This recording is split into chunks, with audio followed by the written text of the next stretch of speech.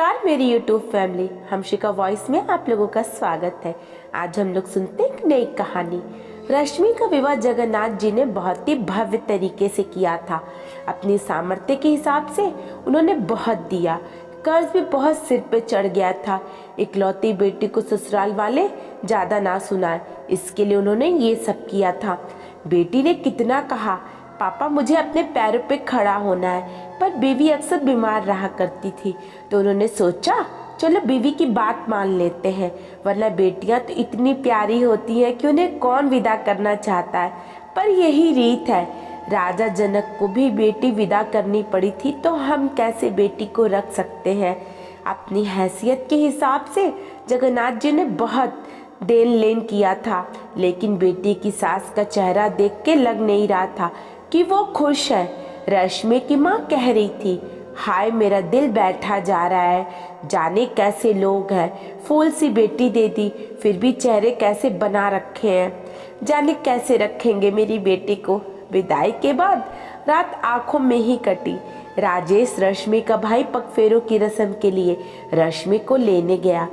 वहाँ भी अच्छे से उसका स्वागत नहीं हुआ। राजेश को कुछ सही नहीं लगा।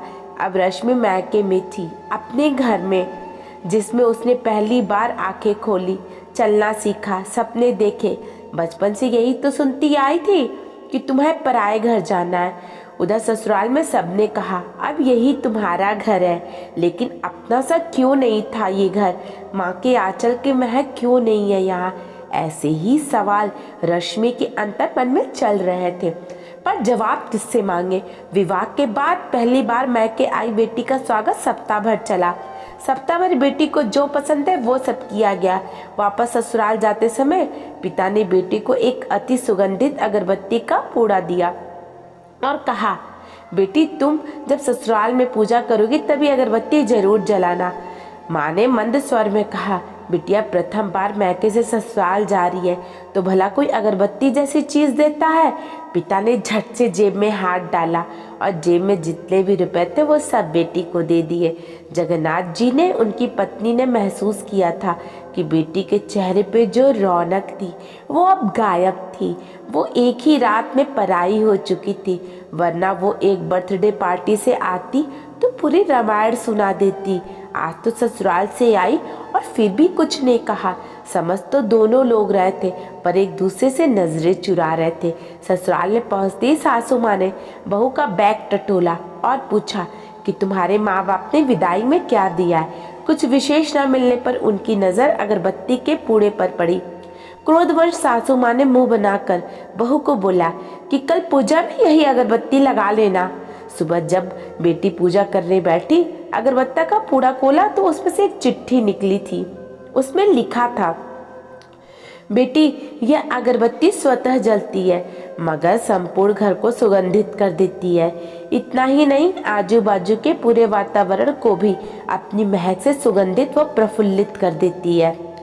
हो सकता है कि तुम कभी पति से कुछ समय के लिए रूठ जाओगी या कभी अपने सास ससुर जी से नाराज हो जाओगी, कभी देवर या ननद से भी रूठोगी, कभी तुम्हें किसी से बातें भी सुनने पड़ जाए, या फिर कभी आस पड़ोस के बर्ताव पर तुम्हारा दिल खट्टा हो जाए। तब तुम मेरी यह भेंट ध्यान में रखना, अगरबत्ती की तरह जलना। जैसे अगरबत्ती स्वयं जलते हुए पूरे घर को, संपूर्ण परिसर को सुगंधित और प्रफुल्लित कर ऊर्जा से भरती है, ठीक उसी तरह तुम स्वतः सहन करते हुए ससुराल को अपना मैका समझकर सबको अपने व्यवहार और कर्म से सुगंधित और प्रफुल्लित करना। बेटी चिट्ठी पढ़कर फफक फफक कर रोने लगी। सासू माँ दौड़ कर आई। पति और ससुर जी भी पूजा घर में पहुंचे, जहाँ बहू रो रही थी। अरे हाथ जल गया, लग गया क्या? पति ने पूछा।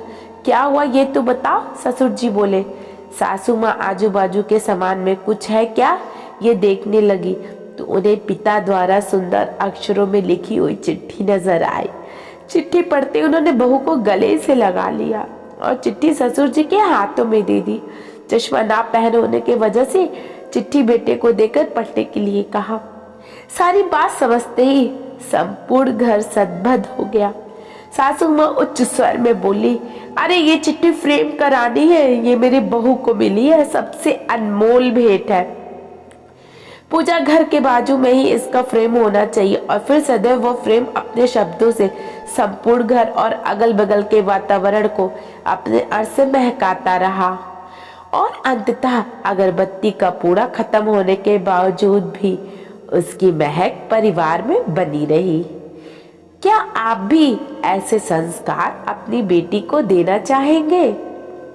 क्या बहू कभी बेटी बन पाएगी?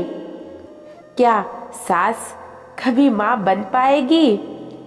क्यों बहू की गलतियों को बेटी की तरह माफ नहीं किया जाता है? ऐसे ही कुछ सवालों के साथ आपको छोड़े जा रही हूँ। अपनी प्रतिक्रिया जरूर दीजिएगा और हमारे चैनल को सब्सक्राइब कर दीजिएगा। धन्यवाद।